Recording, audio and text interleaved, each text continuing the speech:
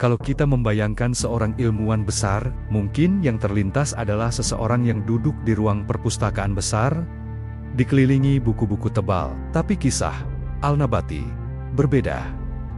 Ia bukan ilmuwan yang hanya duduk menyalin teks lama. Ia adalah ilmuwan yang berjalan di ladang, mendaki bukit, menyentuh daun, mencium akar, dan mengamati langsung ciptaan Allah. Ia hidup di Al-Andalus pada abad ke-12, di masa ketika dunia Islam masih menjadi pusat ilmu pengetahuan. Sejak muda, Al-Nabati sudah berbeda. Ketika orang lain tertarik pada politik atau perdagangan, ia justru tertarik pada tanaman liar yang tumbuh di pinggir jalan. Ia sering berhenti, memandangi daun yang aneh bentuknya, mencatat perbedaannya, lalu membandingkannya dengan tanaman lain. Baginya, setiap tanaman punya cerita.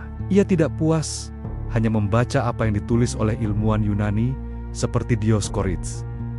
Ia ingin melihat sendiri, ia ingin memastikan, ia ingin membuktikan. Di zamannya, banyak ilmuwan hanya mengutip karya klasik tanpa verifikasi. Jika sudah tertulis di buku lama, berarti benar. Begitu pola pikir umum. Tapi Al-Nabati tidak puas dengan cara itu. Ia berkata, kurang lebih, bahwa kebenaran harus diuji dengan pengamatan langsung. Jadi, ia mulai melakukan sesuatu yang revolusioner untuk masanya. Observasi lapangan sistematis. Bayangkan, ia berjalan berhari-hari melintasi Andalusia, mencatat jenis tanaman di setiap wilayah.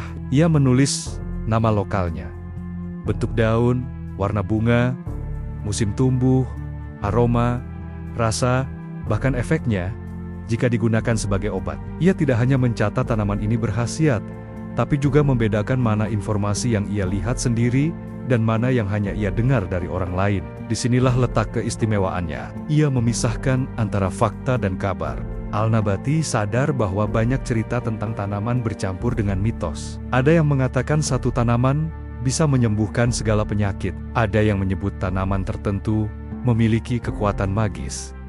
Ia tidak menolak mentah-mentah, tapi ia uji, ia amati, ia bandingkan. Jika tidak terbukti, ia beri catatan bahwa informasi itu lemah atau belum jelas. Pendekatan ini adalah bentuk awal metode ilmiah kritis.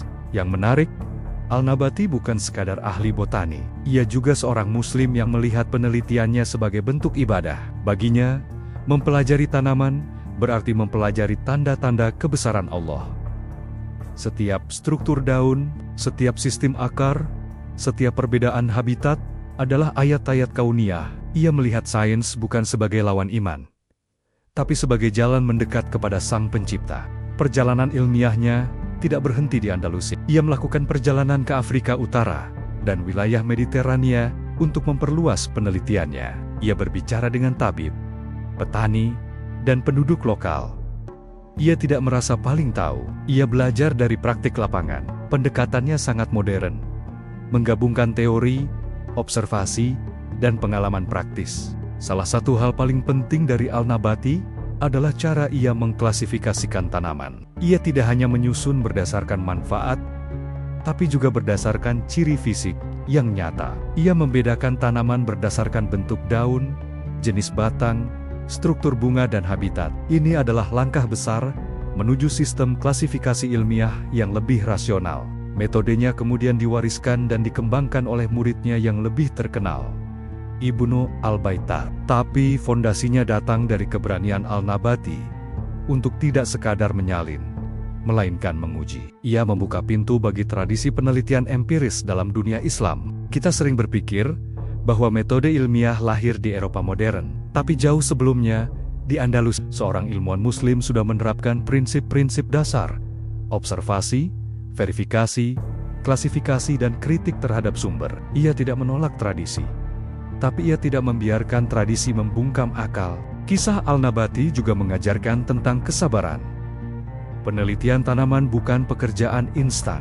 Ia harus menunggu musim berbunga, mencatat perubahan, membandingkan dari tahun ke tahun. Ini butuh ketekunan luar biasa. Ia hidup di zaman tanpa kamera, tanpa laboratorium modern, tanpa mikroskop canggih. Semua dilakukan dengan mata, tangan, dan akal yang jernih. Secara personal, Al-Nabati adalah contoh ilmuwan yang rendah hati. Ia tidak mencari popularitas.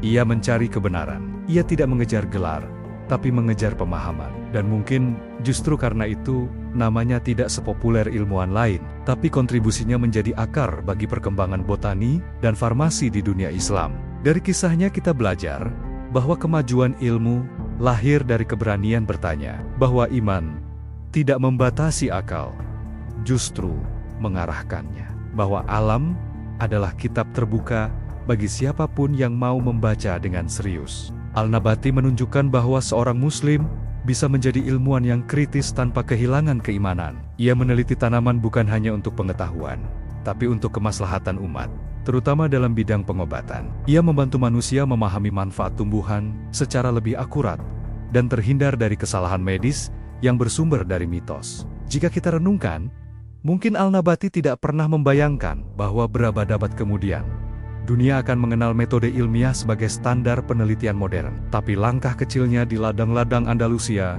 adalah bagian dari perjalanan panjang itu. Dan mungkin pesan terbesarnya untuk kita hari ini adalah sederhana. Jangan puas hanya dengan membaca. Lihatlah, amati, uji, pikirkan, karena setiap daun yang tumbuh, setiap bunga yang mekar adalah pelajaran bagi hati yang beriman dan akal yang mau bekerja.